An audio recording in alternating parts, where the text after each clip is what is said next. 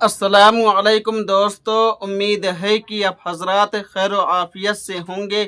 اللہ رب العزت آپ لوگوں کو اسی طرح خوشحال رکھے، آمین۔ آج ہم ایک اہم مسئلہ جانیں گے جو حج کرنے والوں کے لیے بہت ہی ضروری ہے۔ سوال یہ ہے کہ کیا حاجی یکم ذی الحجہ سے لے کر کے 8 ذی الحجہ تک روزے رکھ سکتا ہے؟ اور 9 ذی الحجہ یعنی یوم عرفہ کا روزہ حاجی کے لیے کیا حکم رکھتا ہے؟ تو دوستو، ذی الحجہ کی ابتدائی 10 دن اللہ تعالیٰ کے نزدیک بہت عظمت والے دن ہیں۔ نبی کریم صلی اللہ علیہ وسلم نے ان دنوں کے اعمال کو بہت فضیلت والا فرمایا ہے، اسی لیے بہت سے لوگ ان دنوں میں روزے رکھتے ہیں۔ اب مسئلہ یہ ہے کہ جو شخص حج پر گیا ہو، کیا وہ بھی یہ روزے رکھ سکتا ہے؟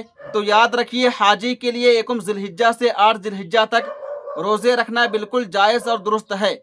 اگر طاقت ہو تو حاجی ان بابرکت دنوں کے روزے رکھ سکتا ہے اور اجر حاصل کر سکتا ہے، لیکن 9 ذی الحجہ یعنی یوم عرفہ کے دن حاجی کے لیے روزہ نہ رکھنا بہتر ہے۔ کیوں؟ اس لیے کہ اس دن حاجی کو عرفات میں وقوف کرنا ہوتا ہے، دعا کرنی ہوتی ہے، عبادت و بندگی میں مشغول رہنا ہوتا ہے۔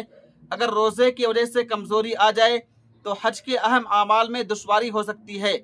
اس لیے نبی کریم صلی اللہ علیہ وسلم سے بھی حاجی کے لیے عرفہ کے دن روزہ نہ رکھنا ثابت ہے، تاکہ انسان پوری قوت اور نشاط کے ساتھ عبادت کر سکے۔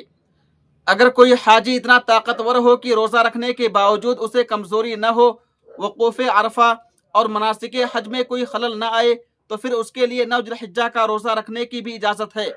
لہٰذا خلاصہ یہ ہے کہ حاجی یکم سے 8 ذی الحجہ تک روزے رکھ سکتا ہے، لیکن 9 ذی الحجہ کا روزہ اس وقت رکھے جب اسے یقین ہو کہ اس کی عبادت اور حج کے اعمال متاثر نہیں ہوں گے۔ اللہ تعالیٰ تمام حاجیوں کے حج کو قبول فرمائے اور ہمیں بھی بار بار بیت اللہ کی حاضری نصیب فرمائے، آمین یا رب العالمین۔